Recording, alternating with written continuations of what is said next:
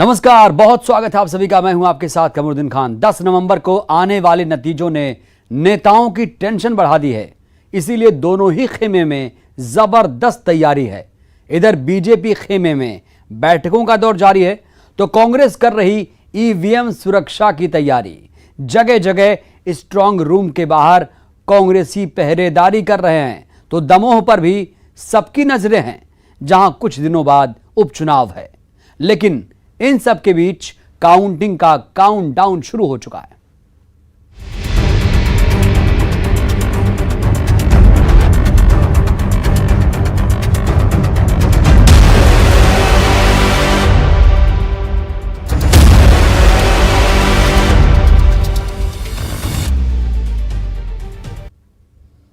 तो काउंटिंग को लेकर बीजेपी ने कमर कस ली है। भोपाल में बीजेपी मुख्यालय में अहम बैठक हुई। 28 सीटों का फीडबैक लिया गया। नतीजों से पहले हो रहा आकलन, काउंटिंग के लिए तैयार की गई रणनीति। बीजेपी का दावा, 28 सीटों पर खिलेगा कमल।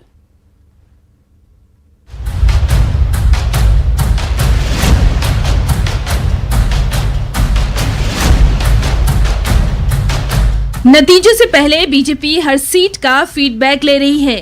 हर सीट का आकलन किया जा रहा है। बीजेपी मुख्यालय में काउंटिंग से पहले अहम बैठक हुई। इस बैठक में जिलाध्यक्ष, विधानसभा प्रभारी, सह प्रभारी और विस्तारक मौजूद रहे।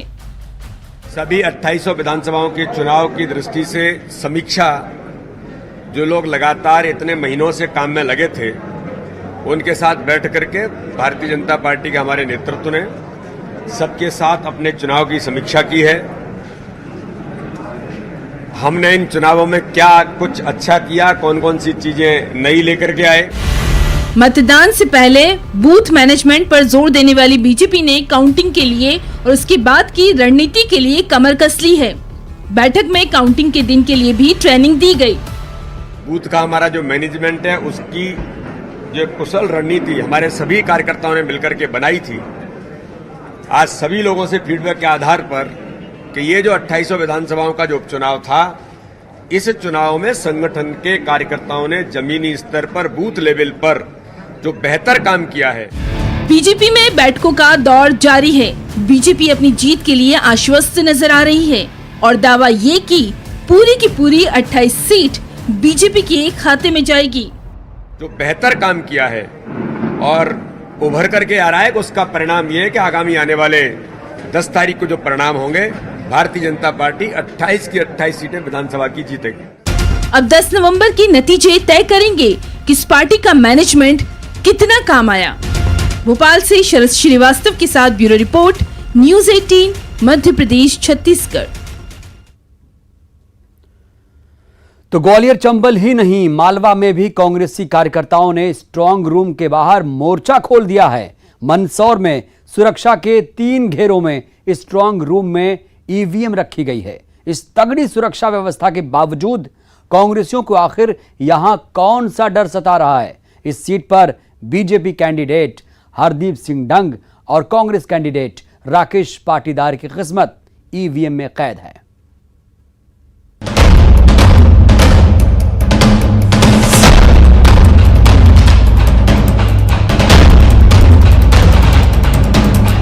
ट्वेंटी 4/7 हमने यहाँ पे चाक चौबंद पुलिसिंग की जो व्यवस्था है वो कर रखा है और समय समय पर सीनियर अधिकारी द्वारा भी इसकी चेकिंग की जाती है और अब तक व्यवस्था बहुत ही दुरुस्त है और जो भी नॉर्म्स हैं उसके हिसाब से हमने यहाँ से सुरक्षा प्रदान किया है। इलेक्शन कमीशन के निर्देश के अनुरूप स्ट्रांग रूम पे सारी सुरक्षा की व्यवस्था लगाई गई है। सेंट्रल पुलिस फोर्स सबसे इनर गार्डन में है, उसके ऊपर फिर स्टेट पुलिस फोर्स है और उसके बाद में फिर जो सुरक्षा की हमारी स्थानीय व्यवस्था है वो लगी हुई है।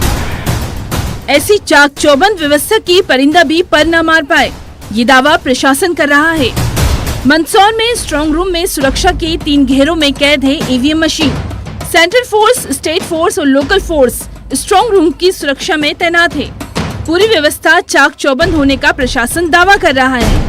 ऐसे ही कलेक्टर और एसपी इंस्पेक्शन कर सुरक्षा व्यवस्था का जायजा ले रहे हैं। जो निर्देश हैं उसके हिसाब से मुझे एसपी साहब को और आरओ को प्रतिदिन सील का इंस्पेक्शन करना है और ये सुनिश्चित करना है कि जिस तरीके से सुरक्षित रखा गया है ईवीएम को स्ट्रांग रूम के सभी कमरों में, वो सुरक्षित है। तो हम लोग प्रतिदिन यहाँ आते हैं और उसको देखते हैं। आज भी हम लोगों ने इंस्पेक्शन किया है। सारी सुरक्षा व्यवस्था उसी अनुरूप है जिस अनुरूप इलेक्शन कमीशन ने निर्देश दिए गए हैं। अब 3 स्तरीय सुरक्षा घेरा, इतनी टाइट सिक्योरिटी का दावा, लेकिन सुवासरा सीट से कांग्रेस कैंडिडेट राकेश पाटीदार के समर्थक अपना अलग सुरक्षा घेरा बनाए हुए हैं। त्रिस्तरीय सुरक्षा घेरे के बावजूद इन 3 कांग्रेसी कार्यकर्ताओं का पहरा। वैसे प्रशासन की ऐसी तगड़ी व्यवस्था है कि जिसके ऊपर जो मतलब यहाँ कोई जो है मतलब अपनी सोच भी नहीं कर सकता कि इस बारे में अपन कहीं न कहीं रद्दोबदल कर दें। क्या जो व्यवस्था है उससे संतुष्ट है आप? बिल्कुल, यहाँ की जो व्यवस्था है, पेटियों की जो सुरक्षा है, उसमें 4 तरह का फोर्स लगा सर। सीमा सुरक्षा बल का भी फोर्स लगा है, DF का फोर्स लगा है और अपने SF का फोर्स लगा है। अब सवाल है, अगर प्रशासन की इस व्यवस्था पर कांग्रेसियों को भरोसा है तो आखिर डर किस बात का? किस लिए हो रही है 24 घंटे पहरेदारी? तो जवाब भी सुन लीजिए। उम्मीदवार की तरफ से ये संविधान का जो नियम बना हुआ है, नियम की तरफ से अगर कोई भी प्रत्याशी अगर बाद में हारता जीतता है तो उसका निजी सोच देता है कि नहीं ये शासन ने कुछ अव्यवस्था कर दी उसमें, इसके लिए उस उम्मीदवार की तसल्ली के लिए वो अपने प्रत्याशियों को यहाँ पर नियुक्त करता है और ये संविधान की व्यवस्था। यहाँ सियासी पार्टियों को पल पल की जानकारी मिलती रहे, इसके लिए LED लगाई गई है, जिसमें स्ट्रांग रूम की हर हरकत पर कांग्रेसी कार्यकर्ता नजर रखे हुए हैं। जो कैंडिडेट्स हैं उनके लोग भी यहाँ रुके हुए हैं, वो इंस्पेक्शन भी करते रहते हैं। सामने हमने उनके लिए एक लीड करके TV भी लगा दिया है, जहाँ पर कि सारे कैमरों की फुटेज आते रहते हैं कंटिन्यूअस। यहाँ पे कंटिन्यूअस बिजली सप्लाई है, उसके साथ जनसेट भी लगा हुआ है ताकि किसी भी समय कैमरे की रिकॉर्डिंग में कोई ट्रिप ना हो, कोई ड्रॉप ना आए। यहाँ कांग्रेसी स्ट्रांग रूम की पहरेदारी कर रहे हैं। उधर भोपाल पहुंचे हरदीप सिंह डंग का दावा ये कि सुवासरा ही नहीं, पूरी 28 सीट पर बीजेपी का कब्जा होगा। जो शिवराज सिंह चौहान साहब जो पिछले टाइम पे जो मुख्यमंत्री अभी फिर बने हैं, उन्होंने जो लगातार आम जनता के बात करी है और विकास के काम करे हैं। 28 की 28 सीटें भारतीय जनता पार्टी के पक्ष में आने वाली। यही दावा तो कांग्रेस पार्टी भी कर रही है 28 सीटों का। वो किस आधार पे कर रही है? जो उनके पास विधायक थे वो तो पहले नहीं संभले, तो 28 सीटों का उनको दावा करना ऐसे ही अपने आप में गलत है। जब वो कह रहे हैं कि ये सौदेबाजी अभी भी जारी है, जब चुनाव हो चुका है उसके बावजूद भी कांग्रेस पार्टी का ये आरोप पहले भी लगाए थे। अभी जनता के बीच में सब उम्मीदवार होके आए हैं, आपको दूध का दूध और पानी का पानी मालूम पड़ जाएगा। आप क्या अनुमान लगा के चल रहे हैं 10 तारीख का? भारतीय जनता पार्टी अच्छे मतों से चुनाव जीतेगी। सुवासरा सीट पर बीजेपी उम्मीदवार हरदीप सिंह डंग और कांग्रेस कैंडिडेट राकेश पाटीदार की साख दांव पर लगी है। 10 तारीख के नतीजों से कई दावों की कलई खुलेगी। आखिर सुवासरा के सियासी संग्राम में किसके सिर सजेगा जीत का ताज? मंदसौर से नरेंद्र धनोतिया के साथ bureau report, news 18 Madhya Pradesh Chhattisgarh. और अब बात उस सीट की जो 28 सीटों में सबसे ज्यादा दिलचस्प है, जिस सीट पर बीजेपी हो या कांग्रेस या फिर BSP, तीनों दलों के उम्मीदवार दल बदल करके आए हैं। त्रिकोणीय मुकाबले वाली भांडेर सीट पर आखिर कांग्रेसियों की चिंता क्या है, जरा ये भी देखिए।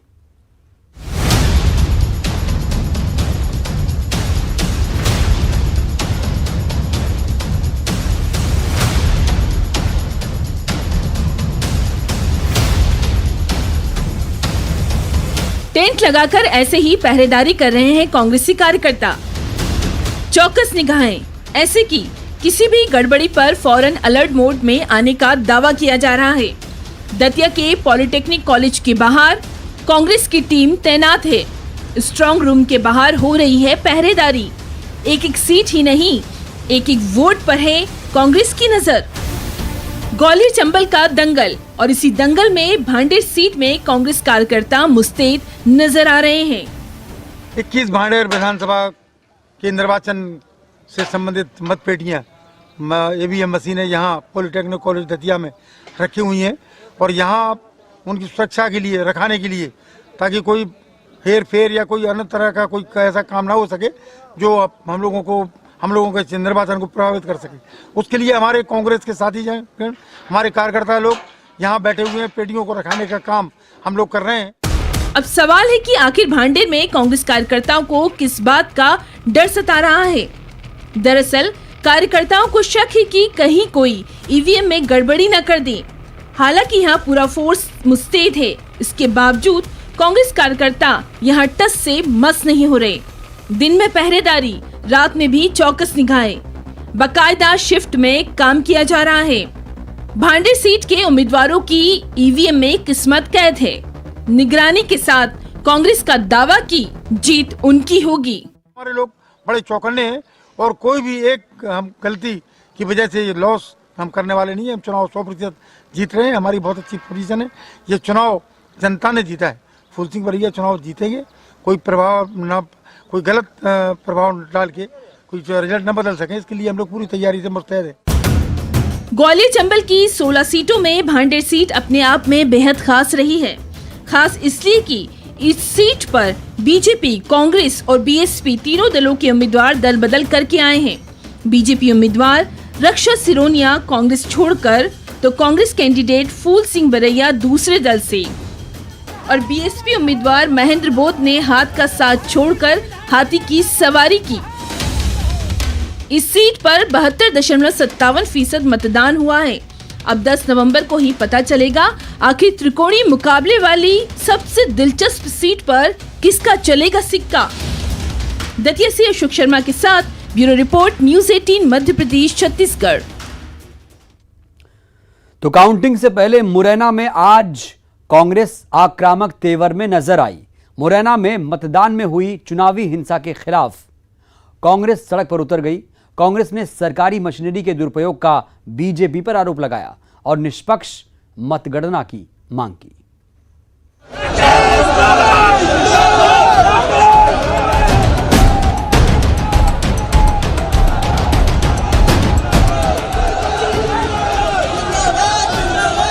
गोलियां चली, बूथ कैप्चरिंग हुआ और मुझे दुख इस बात का है कि इस सब का पूरा प्रमाण और सबूत वीडियो और विभिन्न प्रचार जो इसके बावजूद भी चुनाव आयोग ने फिर से रीपोलिंग नहीं कराई। अधिकारियों ने इनको संरक्षण दिया। ये अब इस प्रकार की नौटंकियां करने से कुछ होना जाना नहीं है। बच्चा कुछ नहीं है, केवल झूठ बोल करके कुछ इस प्रकार के नटोरियस पर करना, यही वो कर सकते हैं। और जब आदमी डूब जाता है तो क्या बोलता है, यही करते हैं।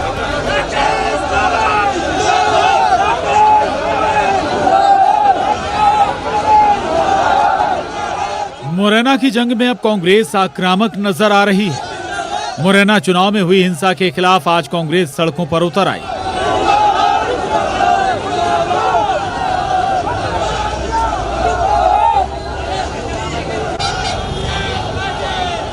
कांग्रेस बीजेपी पर प्रशासन के साथ सांठगांठ का आरोप लगा रही है।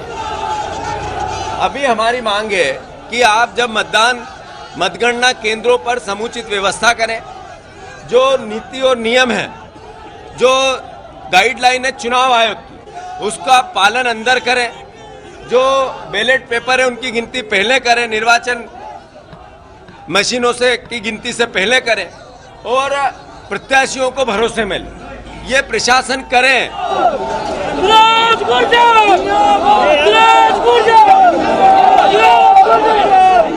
ग्वालियर चंबल की 16 सीटों में से मुरैना जिले में 5 सीटें चौरा, सुमावली, अंबा, दिमनी और मुरैना है। मतदान के दिन सुमावली में गोलियों की गूंज सुनाई दी, तो कई सीटों पर मतदान के वक्त कांग्रेसियों ने गड़बड़ी की शिकायत की।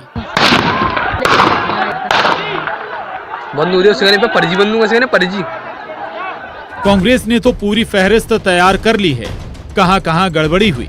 कई मतदान केंद्र पर कांग्रेस रीपोलिंग की मांग कर रही है। कांग्रेस की मांग है कि निष्पक्ष तरीके से हो यहां मतगणना। विगत 3 तारीख को मतदान के दिन जिस तरह से राजनीतिक संरक्षण में भारतीय जनता पार्टी के लोगों ने सरेआम बूथों पे जा के गोलियां चलाई, बूथ कैप्चर किए, जोरा की शिकायत हमने की है और जोरा की शिकायत 15 बूथों पर पुनर्मतगणना मतदान के लिए कहा। मुरैना में कांग्रेस के इन आरोपों पर बीजेपी का पलटवार, ये कांग्रेस की हारने से पहले की हताशा है। ये कांग्रेस की लीडरशिप ने मतगणना भी होने वाली उससे पहले ही नहीं बोल रहे हो। उन्होंने चुनाव से पहले बोला था। 4 दिन पहले दिग्विजय सिंह जी कह रहे थे कि ईवीएम की चिप हैक हो सकती है। कमलनाथ जी ने कहा कि पुलिस और प्रशासन का दुरुपयोग हो रहा है। फिर उन्होंने अब कहा कि मतगणना में ये सब हो सकता है। कांग्रेस हमेशा से चुनाव जब हारती है तो डूबते हुए जो लोग हैं वो कोई न कोई बहाना किसके सर पर ठीकरा फोड़ा जाए, तो वो ईवीएम पर, प्रशासन पर, इन सारी चीजों पर भी ये उनकी हार इस बात से तय होता है कि उन्होंने अपनी हार स्वीकार कर ली है। ग्वालियर चंबल के दंगल में मुरैना की 5 सीटें अहम रोल रखती हैं। नतीजों से पहले कांग्रेस के ये आक्रामक तेवर आखिर क्या बयां कर रहे हैं? मुरैना से दुष्यंत सिकरवार के साथ bureau report, news 18, Madhya Pradesh, Chhattisgarh.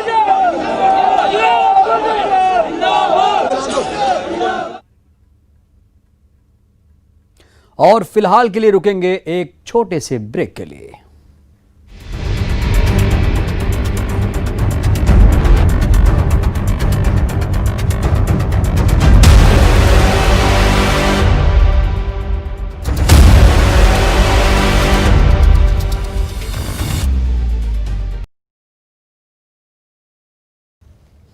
Break के बाद हाजिर हूं। इन दिनों 28 सीटों को लेकर सियासी पारा चढ़ा हुआ है। उपचुनाव की 28 सीटों पर नतीजे क्या होंगे, इसे लेकर सियासी पार्टियों में मंथन और बैठकों का दौर जारी है। वोटिंग का आकलन और जीत के गुणा भाग में पार्टियां लगी हुई हैं। लेकिन इन सब के बीच क्या खाली हुई दमोह सीट पर शुरू हो गई है चुनावी चकल्लस? ये बात अलग है कि उपचुनाव की तारीख का ऐलान यहां अभी नहीं हुआ है।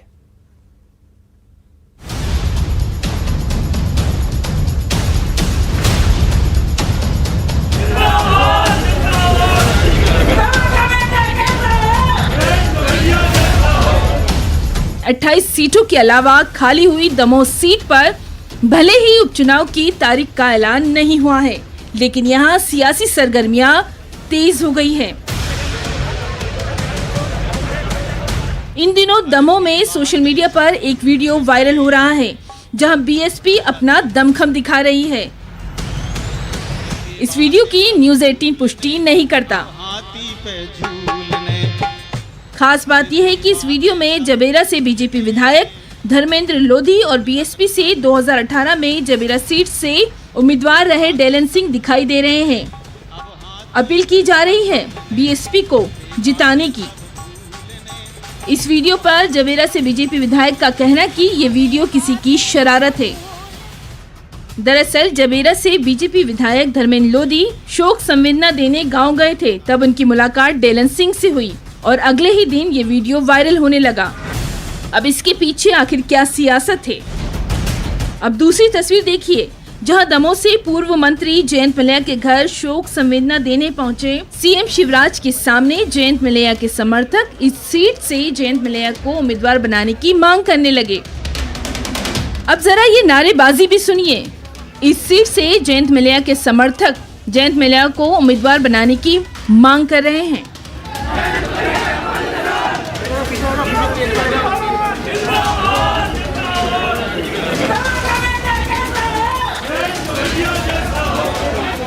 उपचुनाव की तारीख का ऐलान भले न हो, लेकिन दमोह में सियासी बिसात बिछना शुरू हो गई है।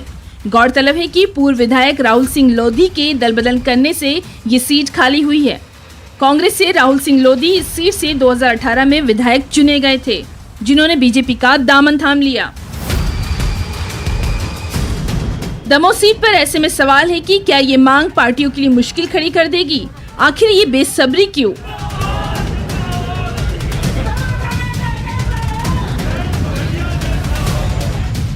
क्या शुरू हो गया है इस सीट पर अभी से सियासी घमासान? आगे आगे देखिए होता है क्या। दमोह से धर्मेश पांडे के साथ bureau report, news 18, Madhya Pradesh, Chhattisgarh. तो हर तरफ से आरोप प्रत्यारोप का दौर चल रहा है, मंथनों का दौर भी चल रहा है, जीत का गुणा भाग भी पार्टियां लगा रही हैं और तमाम मुलाकातों का दौर भी चल रहा है।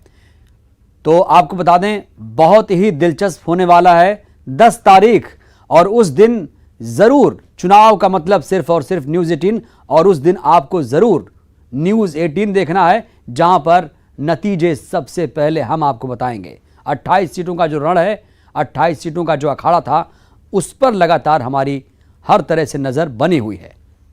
इधर एक और बड़ी खबर, त्योहारों को देखते हुए शिवराज सरकार मिला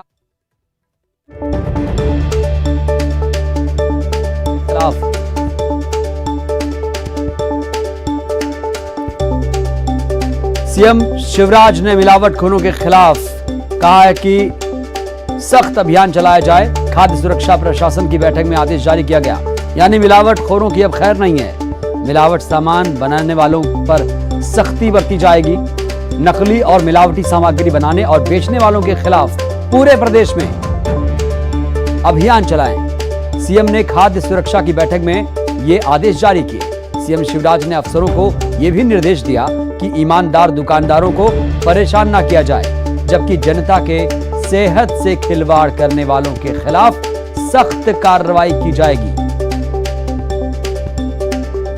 तो मिलावटखोर बिल्कुल बर्दाश्त नहीं किए जाएंगे। खाद्य सुरक्षा प्रशासन की बैठक में एक बड़ा फैसला लिया गया और होना भी चाहिए। जो लोग सेहत के साथ खिलवाड़ कर रहे हैं उनकी जगह सिर्फ और सिर्फ सलाखों के पीछे होनी चाहिए, क्योंकि दीपावली नजदीक है। 14 नवंबर को दीपावली पूरे देश में मनाई जाएगी, रोशनी का त्योहार है, और उसके बाद छठ पर्व भी है। ऐसे में मिलावटी मावा, तमाम तरह की जो सामग्री बाजारों में उपलब्ध है, कहीं ना कहीं मिलावटखोर इस मौके पर उसे कैश करने की कोशिश करते हैं और धड़ल्ले से इस तरह की चीजें बाजारों में उतारते हैं, उसकी सप्लाई करते हैं, ये जाने बगैर कि जो जहर वो बेच रहे हैं वो किसी की जान भी ले सकता है।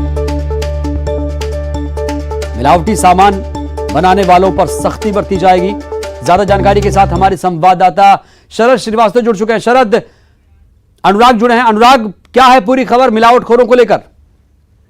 देखिए, एक दिन पहले भोपाल में नकली घी बनाने का कारखाना, नकली घी और मावा बनाने का कारखाना पकड़ा गया था, और इसी पूरे मामले को लेकर मुख्यमंत्री ने आज बैठक बुलाई थी। और मुख्यमंत्री शिवराज सिंह चौहान ने अफसरों को इस बात के निर्देश दिए कि दिवाली से पहले इस तरीके की कार्रवाई पूरे प्रदेश में चलाई जाए, और जहां पर मिलावटखोरी की जा रही है उनके खिलाफ सख्त से सख्त कार्रवाई की जाए। मुख्यमंत्री ने साफ तौर पर निर्देश जारी कर दिए हैं कि मिलावटखोरों को किसी भी तरीके से बख्शा नहीं जाएगा, और इसको लेकर अफसरों को हर एक जिले में कार्रवाई करना होगी। मुख्यमंत्री ने भोपाल में हुई कार्रवाई को लेकर तारीफ की है, और साथ ही अफसरों को इस बात के निर्देश दिए हैं कि प्रदेश के सभी जिलों में इस तरह की कार्रवाई को तेजी के साथ चलाया जाए।